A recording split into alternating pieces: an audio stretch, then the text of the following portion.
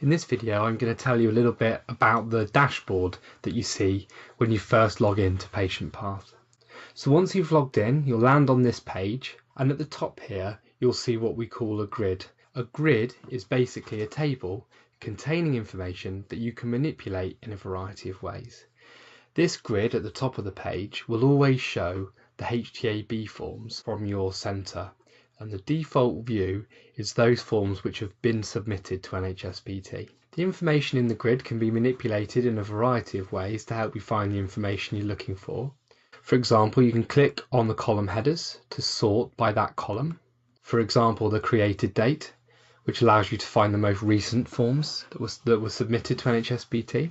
But you can also do a search by typing in this box. We always recommend when you're doing a search in PatientPath that you put a star before and after the thing that you're looking for. These are basically wildcards that lets you find that information anywhere in the field. So for example, if I'm looking for a donor number that starts with 124, I put star 124 star, and it finds all the donor numbers that have got the numbers 124 together.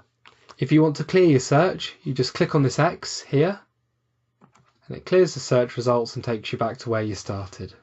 This grid doesn't just show you the forms that you've submitted as a centre, it can also show you those forms that haven't been submitted yet. For example, one that's been started by a colleague, or one that you started earlier that you've come back to. To look at those forms, you click this arrow here and you select the view that's called Active HTAB Forms. This will show you all of the forms for your centre that haven't yet been submitted.